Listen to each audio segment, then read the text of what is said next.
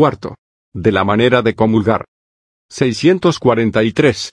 ¿Cómo hemos de estar en el acto de recibir la Sagrada Comunión? En el acto de recibir la Sagrada Comunión hemos de estar arrodillados, tener la cabeza medianamente levantada, los ojos modestos y vueltos a la Sagrada Hostia, la boca suficientemente abierta y la lengua un poco fuera sobre el labio. 644. ¿Cómo hay que tener la bandeja de la comunión? La bandeja de la comunión hay que tenerla de manera que recoja la Sagrada Hostia, si por ventura viniese a caer. 645. ¿Cuándo hemos de tragar la Sagrada Hostia? Hemos de tragar la Sagrada Hostia lo antes posible y abstenernos de escupir por algún tiempo. 646. ¿Qué hay que hacer si la Sagrada Hostia se pega al paladar? Si la Sagrada Hostia se pega al paladar, ha de despegarse con la lengua, y jamás con los dedos. Quinto, del precepto de la comunión. 647. ¿Cuándo hay obligación de comulgar? Hay obligación de comulgar todos los años por Pascua Florida o de Resurrección y, además, en peligro de muerte. 648. ¿A qué edad empieza a obligar el precepto de la comunión pascual? El precepto de la comunión pascual empieza a obligar a la edad de la discreción, esto es, luego que se tiene uso de razón. 649. ¿Pecan los que, siendo por la edad capaces de ser admitidos a la comunión, no comulgan? ¿Pecan los que, siendo por la edad capaces de ser admitidos a la comunión, no comulgan, o porque no quieren o porque no están instruidos por su culpa?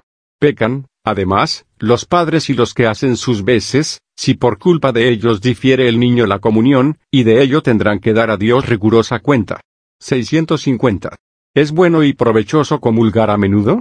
Es cosa excelentísima comulgar a menudo, siempre que se haga con las debidas disposiciones. 651. ¿Con qué frecuencia podemos comulgar? Podemos comulgar con la mayor frecuencia que nos aconseje un pío y docto confesor. Capítulo 5. Del santo sacrificio de la misa. Primero. De la esencia, institución y fines del santo sacrificio de la misa. 652. ¿Es la Eucaristía solamente sacramento? La Eucaristía, además de sacramento, es también el sacrificio perenne de la nueva ley dejado por Jesucristo a su Iglesia para ser ofrecido a Dios por mano de los sacerdotes. 653. ¿En qué consiste en general el sacrificio? El sacrificio en general consiste en ofrecer una cosa sensible a Dios, y destruirla de alguna manera en reconocimiento de su supremo dominio sobre nosotros y sobre todas las cosas. 654. ¿Cómo se llama este sacrificio de la nueva ley? Este sacrificio de la nueva ley se llama la Santa Misa. 655. ¿Qué es, pues, la Santa Misa? La Santa Misa es el sacrificio del cuerpo y sangre de Jesucristo, que se ofrece sobre nuestros altares bajo las especies de pan y de vino en memoria del sacrificio de la cruz. 656. ¿Es el sacrificio de la misa el mismo de la cruz? El sacrificio de la misa es sustancialmente el mismo de la cruz, en cuanto el mismo Jesucristo que se ofreció en la cruz es el que se ofrece por manos de los sacerdotes, sus ministros, sobre nuestros altares, mas, cuanto al modo con que se ofrece, el sacrificio de la misa difiere del sacrificio de la cruz, si bien guarda con éste la más íntima relación. 657. ¿Qué diferencia y relación hay, por consiguiente, entre el sacrificio de la misa y el de la cruz? Entre el sacrificio de la misa y el de la cruz hay esta diferencia y relación, que en la cruz, Jesucristo se ofreció derramando su sangre y mereciendo por nosotros, mientras en nuestros altares se sacrifica Él mismo sin derramamiento de sangre, y nos aplica los frutos de su pasión y muerte. 658. ¿Qué otra relación guarda el sacrificio de la misa con el de la cruz?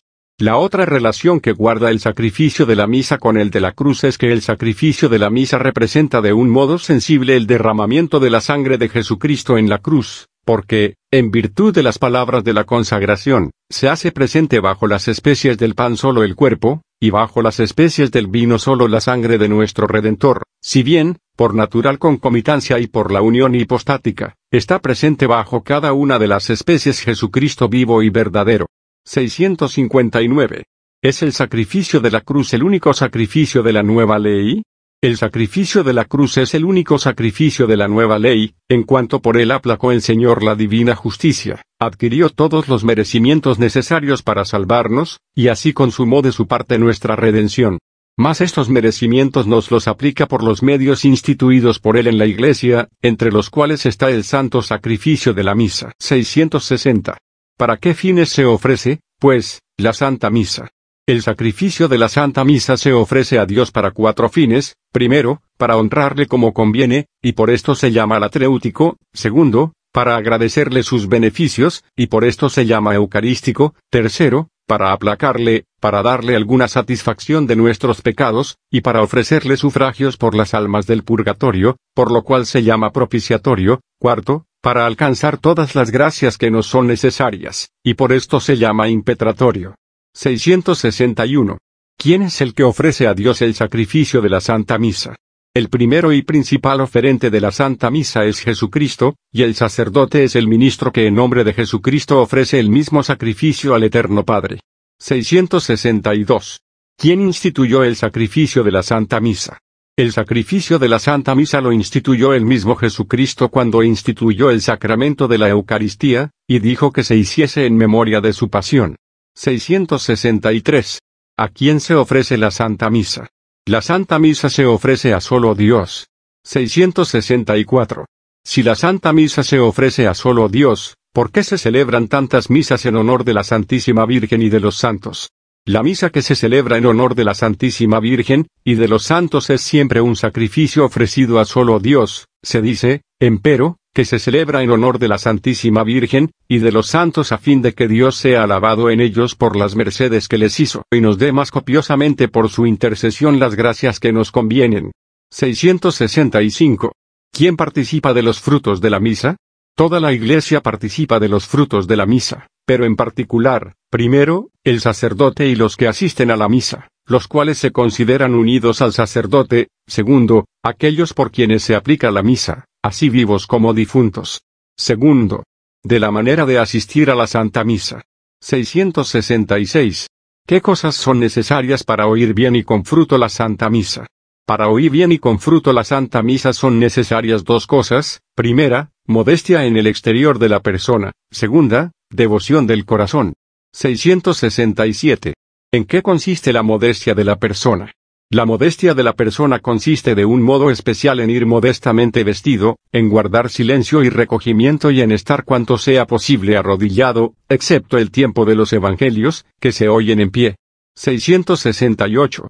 ¿Cuál es la mejor manera de practicar la devoción del corazón mientras se oye la Santa Misa? La mejor manera de practicar la devoción del corazón mientras se oye la Santa Misa es la siguiente: primero, unir desde el principio nuestra intención con la del sacerdote, ofreciendo a Dios el santo sacrificio por los fines para que fue instituido. Segundo, acompañar al sacerdote en todas las oraciones y acciones del sacrificio. Tercero, meditar la pasión y muerte de Jesucristo, y aborrecer de corazón los pecados que fueron causa de ella. Cuarto, hacer la comunión sacramental o, a lo menos, la espiritual, al tiempo que comulga el sacerdote. 669. ¿Qué es comunión espiritual? Comunión espiritual es un gran deseo de unirse sacramentalmente a Jesucristo, diciendo, por ejemplo, Señor mío Jesucristo, deseo con todo mi corazón unirme a vos ahora y por toda la eternidad, y haciendo los mismos actos que preceden y siguen a la comunión sacramental. 670. ¿Estorba oír la misa con fruto el rezo del rosario y de otras preces durante la misma? El rezo de esas preces no estorba oír con fruto la misa, con tal que se procure buenamente seguir las ceremonias del santo sacrificio. 671. ¿Es loable rogar también por otros mientras se asiste a la Santa Misa? Es loable rogar también por otros mientras se asiste a la Santa Misa. Antes bien, el tiempo de la Santa Misa es el más oportuno para rogar a Dios por los vivos y por los difuntos. 672. ¿Qué se debe hacer acabada la misa? Acabada la misa debemos dar gracias a Dios por habernos concedido asistir a tan gran sacrificio, y pedir perdón por las faltas que hubiésemos cometido al oírla. Capítulo 6, de la penitencia. Primero, de la penitencia en general, 673. ¿Qué es el sacramento de la penitencia?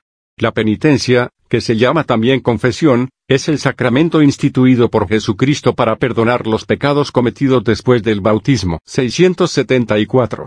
¿Por qué se da el nombre de penitencia a este sacramento?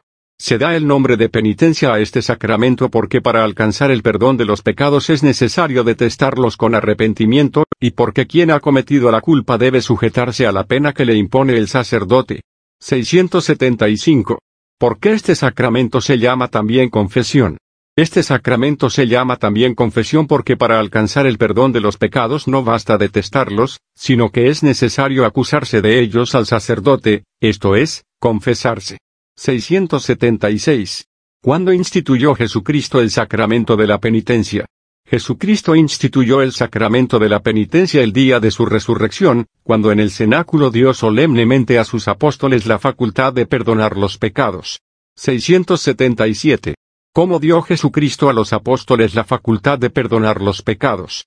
Jesucristo dio a los apóstoles la facultad de perdonar los pecados soplando en ellos y diciendo, recibid el Espíritu Santo, a los que perdonareis los pecados les serán perdonados, y a los que se los retuviereis les serán retenidos.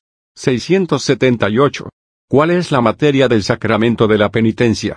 La materia del sacramento de la penitencia se distingue en remota y próxima. La materia remota son los pecados cometidos por el penitente después del bautismo, y la materia próxima, los actos del mismo penitente, a saber, la contrición, la acusación y la satisfacción. 679. ¿Cuál es la forma del sacramento de la penitencia? La forma del sacramento de la penitencia es esta: yo te absuelvo de tus pecados, en el nombre del Padre y del Hijo y del Espíritu Santo. Amén. 680. ¿Quién es el ministro del sacramento de la penitencia? El ministro del sacramento de la penitencia es el sacerdote aprobado por el obispo para oír confesiones. 681. ¿Por qué habéis dicho que el sacerdote ha de estar aprobado por el obispo? El sacerdote ha de estar aprobado por el obispo para oír confesiones, porque para administrar válidamente este sacramento no basta la potestad del orden, sino que es necesario, además, la potestad de jurisdicción, o facultad de juzgar, la cual ha de darla el obispo. 682. ¿Cuántas son las partes del sacramento de la penitencia? Las partes del sacramento de la penitencia son la contrición, confesión y satisfacción del penitente y la absolución del sacerdote. 683. ¿Qué es la contrición o dolor de los pecados? Contrición o dolor de los pecados es un pesar del ánimo por el que detestamos los pecados cometidos y proponemos no hacerlos en adelante. 684. ¿Qué quiere decir la palabra contrición? La palabra contrición quiere decir rompimiento o despedazamiento, como cuando una piedra se rompe y hace añicos. 685. ¿Por qué dais el nombre de contrición al dolor de los pecados? Doy el nombre de contrición al dolor de los pecados para significar que el corazón duro del pecador en cierto modo se despedaza por el dolor de haber ofendido a Dios. 686. ¿En qué consiste la confesión de los pecados? La confesión consiste en la acusación distinta de nuestros pecados hecha al confesor para que nos dé la absolución y la penitencia. 687. ¿Por qué la confesión se llama acusación? La confesión se llama acusación porque no ha de ser una relación cualquiera, sino una verdadera y dolorosa manifestación de los propios pecados. 688. ¿Qué es satisfacción o penitencia? Satisfacción o penitencia son aquellas preces u otras obras buenas que el confesor impone al penitente en expiación de sus pecados. 689. ¿Qué es absolución? Absolución es la sentencia que el sacerdote pronuncia en nombre de Jesucristo para perdonar los pecados al penitente. 690. ¿Cuál es la parte más necesaria del sacramento de la penitencia? La parte más necesaria del sacramento de la penitencia es la contrición, porque sin ella no podemos alcanzar el perdón de los pecados, y con ella sola, cuando es perfecta, podemos alcanzar el perdón, con tal que juntemos el deseo, al menos implícito, de confesarnos.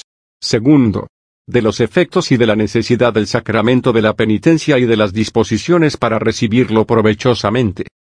691. ¿Qué efectos produce el sacramento de la penitencia? El sacramento de la penitencia confiere la gracia santificante con que se nos perdonan los pecados mortales, y aun los veniales que confesemos y de que tenemos dolor, conmuta la pena eterna en la temporal, y de esta, además, perdona más o menos, según las disposiciones, restituye los merecimientos de las buenas obras hechas antes de cometer el pecado mortal, da al alma auxilios oportunos para no recaer en la culpa y devuelve la paz a la conciencia. 692. ¿Es necesario a todos para salvarse el sacramento de la penitencia? El sacramento de la penitencia es necesario para salvarse a todos los que después del bautismo han cometido algún pecado mortal. 693. ¿Es bueno confesarse a menudo? Es muy bueno confesarse a menudo, porque el sacramento de la penitencia, fuera de borrar los pecados, da gracias oportunas para evitarlos en adelante. 694. ¿Tiene el sacramento de la penitencia virtud de perdonar todos los pecados, por muchos y enormes que sean? El sacramento de la penitencia tiene virtud de perdonar todos los pecados, por muchos y enormes que sean, con tal que se reciba con las debidas disposiciones. 695. ¿Cuántas cosas son necesarias para hacer una buena confesión? Para hacer una buena confesión, 5 cosas son necesarias. Primera, examen de conciencia. Segunda, dolor de haber ofendido a Dios. Tercera, propósito de no pecar en adelante. Cuarta, acusación de los propios pecados. Quinta, satisfacción o penitencia. 696. ¿Qué hemos de hacer para confesarnos bien? Para confesarnos bien hemos de suplicar al Señor nos dé luz para conocer todos nuestros pecados y gracia para detestarlos. Tercero, del examen. 697. ¿Qué es examen de conciencia? Examen de conciencia es una diligente averiguación de los pecados que se han cometido desde la última confesión bien hecha. 698. ¿Cómo se hace el examen de conciencia? El examen de conciencia se hace trayendo cuidadosamente a la memoria todos los pecados cometidos y no confesados, de pensamiento, palabra, obra y omisión, contra los mandamientos de Dios y de la Iglesia y las obligaciones del propio Estado. 699. ¿Sobre qué otras cosas hemos de examinarnos? Hemos de examinarnos acerca de los malos hábitos y ocasiones de pecar. 700. ¿Hemos de averiguar también en el examen el número de los pecados? En el examen hemos de averiguar también el número de los pecados mortales. 701. ¿Qué se requiere para que un pecado sea mortal? Para que un pecado sea mortal se requieren 3 cosas: materia grave, plena advertencia y perfecto consentimiento de la voluntad. 702. ¿Cuándo hay materia grave? Hay materia grave cuando se trata de una cosa notablemente contraria a la ley de Dios o de la Iglesia. 703. ¿Cuándo hay pleno conocimiento en el pecar? Hay pleno conocimiento en el pecar cuando se conoce perfectamente que se hace un mal grave. 704. ¿Cuándo en el pecado hay perfecto consentimiento de la voluntad? Hay en el pecado perfecto consentimiento de la voluntad cuando se quiere deliberadamente hacer una cosa, aunque se vea que es pecaminosa. 705. ¿Qué diligencia hay que emplear en el examen de conciencia? En el examen de conciencia ha de emplearse aquella diligencia que se emplearía en un negocio de gran importancia. 706. ¿Cuánto tiempo será bueno emplear en el examen? Debe emplearse en el examen de conciencia más o menos tiempo, según la necesidad, es decir, según el número y calidad de los pecados que gravan la conciencia, y según el tiempo transcurrido desde la última confesión bien hecha. 707. ¿Cómo puede facilitarse el examen para la confesión? Se facilita el examen para la confesión haciendo todas las noches examen de conciencia acerca de las obras del día. Cuarto. Del dolor. 708. ¿Qué es el dolor de los pecados? El dolor de los pecados consiste en un pesar, y sincera detestación de la ofensa hecha a Dios. 709. ¿De cuántas maneras es el dolor? El dolor es de 2 maneras, perfecto, o de contrición, imperfecto, o de atrición. 710. ¿Qué es dolor perfecto o de contrición? Dolor perfecto es un pesar de haber ofendido a Dios por ser infinitamente bueno, y digno por sí mismo de ser amado. 711. ¿Por qué llamáis perfecto al dolor de contrición? Llamo perfecto al dolor de contrición por 2 razones. Primera, porque mira exclusivamente a la bondad de Dios y no a nuestro provecho o daño. Segunda, porque nos hace alcanzar inmediatamente el perdón de los pecados, quedándonos, no obstante, la obligación de confesarnos. 712. Luego el dolor perfecto nos obtiene el perdón de todos pecados independientemente de la confesión. El dolor perfecto no nos obtiene el perdón de los pecados independientemente de la confesión, porque siempre incluye la voluntad de confesarse. 713.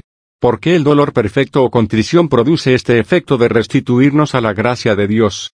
El dolor perfecto o contrición produce este efecto porque nace de la caridad, la cual no puede hallarse en el alma junto con el pecado mortal. 714. ¿Qué es el dolor imperfecto o de atrición? Dolor imperfecto o de atrición es un pesar de haber ofendido a Dios como sumo juez, esto es, por temor de los castigos merecidos en esta o en la otra vida, o también por la misma fealdad del pecado. 715. ¿Qué condiciones ha de tener el dolor para ser bueno? El dolor para ser bueno ha de tener 4 condiciones: ha de ser interno, sobrenatural, sumo y universal. 716. ¿Qué quiere decir que el dolor ha de ser interno? Quiere decir que ha de estar en el corazón, y en la voluntad y no en solas palabras. 717. ¿Por qué el dolor ha de ser interno? El dolor ha de ser interno porque la voluntad, que se apartó de Dios por el pecado, debe volver a Dios, detestando el pecado cometido. 718. ¿Qué quiere decir que el dolor ha de ser sobrenatural?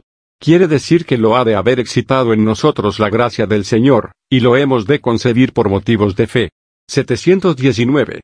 ¿Por qué el dolor ha de ser sobrenatural? El dolor ha de ser sobrenatural porque es sobrenatural el fin a que se encamina, que es el perdón de Dios, la adquisición de la gracia santificante y el derecho a la gloria eterna.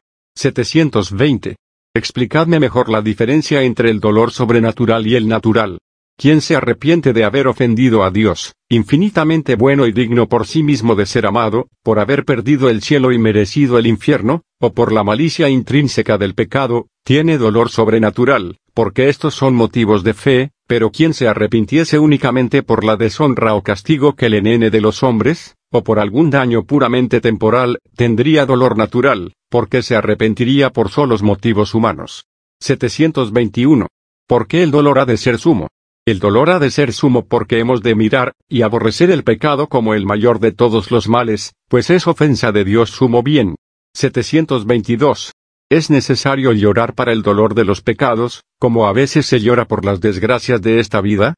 No es necesario llorar materialmente para el dolor de los pecados, sino que basta que, en el corazón se haga más caso de haber ofendido a Dios que de cualquier otra desgracia. 723. ¿Qué quiere decir que el dolor ha de ser universal? Quiere decir que ha de extenderse a todos los pecados mortales cometidos. 724. ¿Por qué ha de extenderse el dolor a todos los pecados mortales cometidos? Porque quien deja de arrepentirse aún de un solo pecado mortal permanece enemigo de Dios. 725. ¿Qué hemos de hacer para tener dolor de nuestros pecados? Para tener dolor de nuestros pecados hemos de pedirlo a Dios de corazón, y excitarlo en nosotros con la consideración del mal inmenso que hemos hecho pecando. 726. ¿Qué haréis para excitar o a detestar los pecados? Para excitarme a detestar los pecados consideraré, primero, el rigor de la infinita justicia de Dios, y la deformidad del pecado que ha afeado mi alma, y me ha hecho merecedor de las penas eternas del infierno. Segundo, que he perdido la gracia, amistad y filiación de Dios y la herencia del paraíso. Tercero, que he ofendido a mi Redentor que murió por mí y por causa de mis pecados. Cuarto, que he menospreciado a mi Creador y a mi Dios, que he vuelto las espaldas a mi sumo bien digno de ser amado sobre todas las cosas y servido fielmente. 727. ¿Hemos de poner mucha diligencia en tercer verdadero dolor de los pecados cuando vamos a confesarnos? Cuando vamos a confesarnos hemos de poner mucha diligencia en tener verdadero dolor de los pecados, porque es lo que más importa, y si el dolor falta la confesión no vale. 728. ¿Quién se confiesa de solo pecados veniales, ha de tener dolor de todos ellos? ¿Quién se confiesa de solos pecados veniales basta que se arrepienta de alguno de ellos para que la confesión sea válida, mas para alcanzar el perdón de todos, es necesario que se arrepienta de todos los que reconoce haber cometido. 729. Hace buena confesión el que se confiesa de solos pecados veniales, y no está arrepentido ni siquiera de uno solo. El que se confiesa de solos pecados veniales, y no se arrepiente ni de uno solo, hace confesión nula, y si la falta de dolor es advertida, comete además un sacrilegio. 730. ¿Qué se ha de hacer para que la confesión de solos pecados veniales sea más segura? Para que la confesión de solos pecados veniales sea más segura, es muy prudente acusarse además, con verdadero dolor, de algún pecado mortal de la vida pasada, ya confesado. 731. ¿Es bueno hacer a menudo el acto de contrición? Es muy trueno y provechosísimo hacer a menudo el acto de contrición, mayormente antes de acostarse y cuando uno advierte o duda haber caído en pecado mortal, a fin de recobrar cuanto antes la gracia de Dios, lo cual ayuda sobre todo para obtener más fácilmente de Dios la gracia de hacer un acto semejante en la mayor necesidad, que es el trance de la muerte. Quinto, grado del propósito. 732. ¿En qué consiste el propósito? El propósito consiste en una firme resolución de nunca más pecar, y de emplear todos los medios necesarios para evitarlo. 733. ¿Qué condición ha de tener el propósito para ser bueno? El propósito para ser bueno ha de tener principalmente tres condiciones: ha de ser absoluto, universal y eficaz. 734. ¿Qué quiere decir propósito absoluto? Propósito absoluto quiere decir sin condición alguna de tiempo, lugar o persona. 735. ¿Qué quiere decir propósito universal? Propósito universal quiere decir que debemos tener voluntad de evitar todos los pecados mortales, tanto los ya cometidos otras veces, como los que pudiéramos cometer. 736. ¿Qué quiere decir propósito eficaz?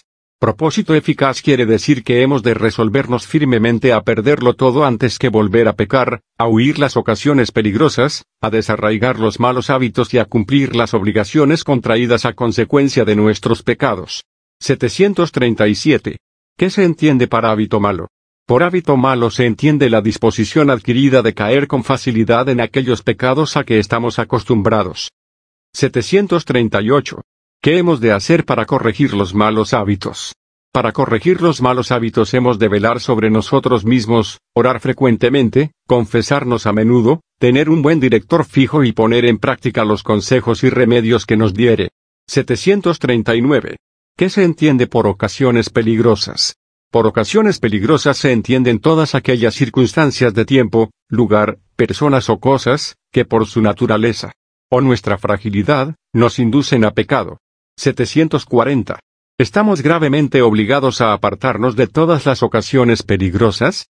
Estamos gravemente obligados a apartarnos de aquellas ocasiones peligrosas que de ordinario nos inducen a cometer pecado mortal, las cuales se llaman ocasiones próximas de pecar.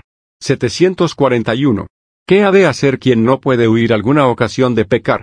Quien no puede huir alguna ocasión de pecar, dígalo al confesor y aténgase a sus consejos. 742.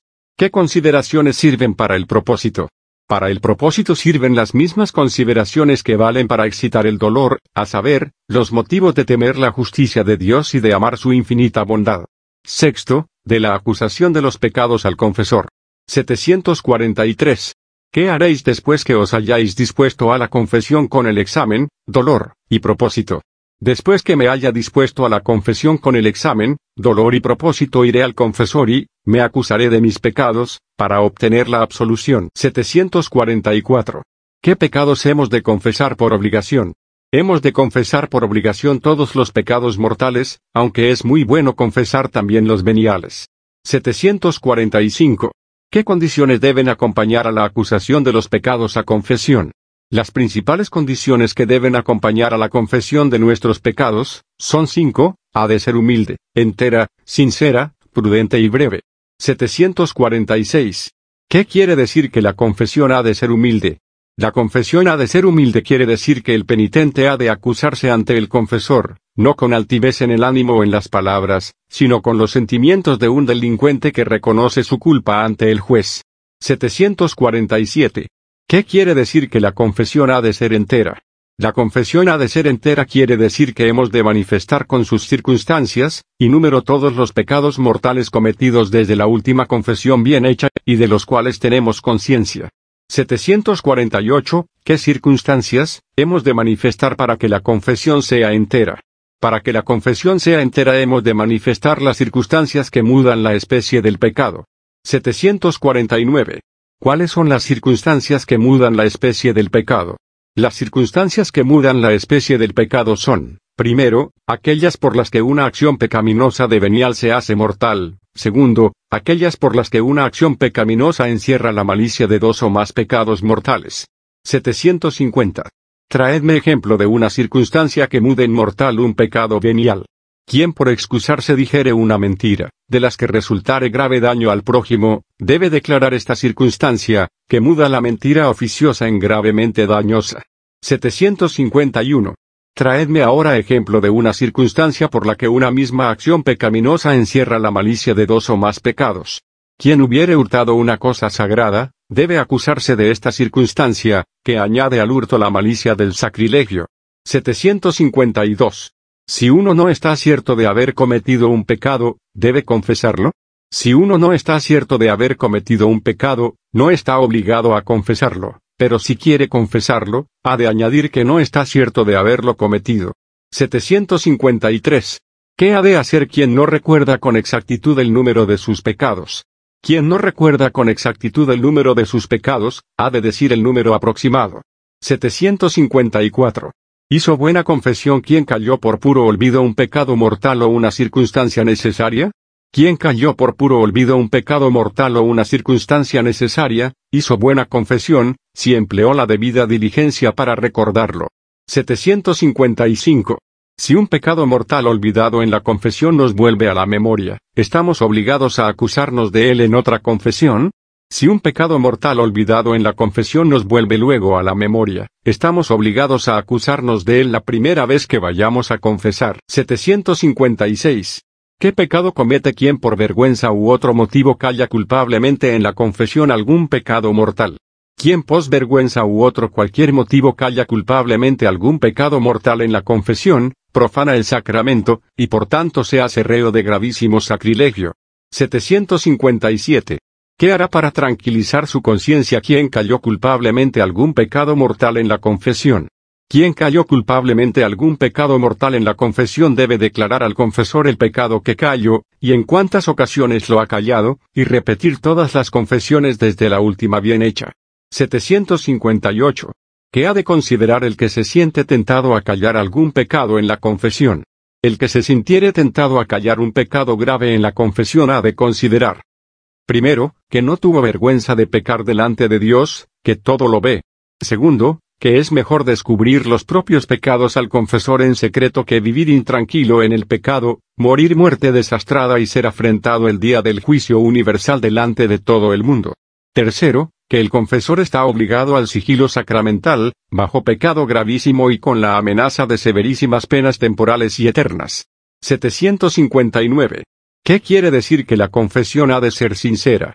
La confesión ha de ser sincera quiere decir que hemos de declarar los propios pecados como son, sin excusarnos, disminuirlos ni aumentarlos. 760. ¿Qué quiere decir que la confesión ha de ser prudente? La confesión ha de ser prudente quiere decir que en la declaración de los pecados hemos de usar los términos más modestos, y que hemos de guardarnos de descubrir pecados ajenos. 761. ¿Qué quiere decir que la confesión ha de ser breve? La confesión ha de ser breve quiere decir que no hemos de manifestar nada inútil al confesor. 762. ¿No es gravoso el tener que confesar a otro los propios pecados, mayormente si son vergonzosos? Aunque el confesar a otro los propios pecados sea gravoso, hay que hacerlo, porque es precepto divino y no se puede alcanzar el perdón de otra manera, y, además, porque la dificultad de confesarse se compensa con los muchos bienes y consuelos grandes que hay en ello. Séptimo, del modo de confesarse. 763. ¿Cómo os presentaréis al confesor? Me arrodillaré a los pies del confesor y diré: bendecidme, Padre, porque he pecado. 764.